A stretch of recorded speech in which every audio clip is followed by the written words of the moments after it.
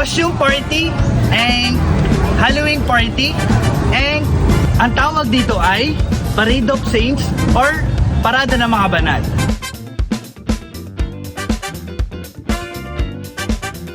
Nandito tayo ngayon sa parokya ng San Isidro Labrador para saksihan ang event na ito.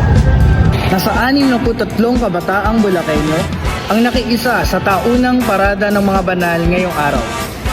Kaya ako sinali si Asia dito sa event na to kasi dati ako yung gumaganap. Ngayon gusto ko maipagpatuloy ng anak ko yung tawag dito, yung ginagawa ko dati.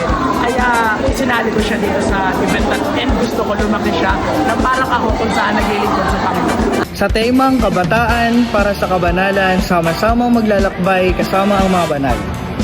Hilalayo ng simbahan na mahikayat ang bawat kabataan na sumunod sa yapak ng mga banal at maging inspirasyon sa iba, sa pananamit, sa pagdadasal, at sa pakikilahok.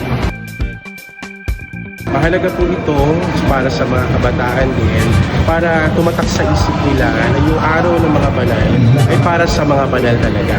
At hindi ito nakasentro sa katatakutan o katatawanan ng mga multo, ng mga lupa o mga engkanto. At para maisabuhay din nila yung mga magagandang nagawa at naibigay sa atin ng mga banal na ngayon ay kasama na ng ating Panginoong Salamat. Like other youth, gusto ko rin po ma-experience and maganapan po yung ibang faith at para din po ma-appreciate po yung ginagawa nila when they are still living. Siyempre, bilang pagkilala sa pagsusumikap nilang gayahin ng mga idolo nilang santo, tatlong mga kabataang ito ang nag-uwi ng papremyo. Isa lamang ang Parade of Saints sa napakaraming programa ng simbahan upang ilapit ang mga kabataan sa Diyos at tubugin sila bilang mabuting Katoliko.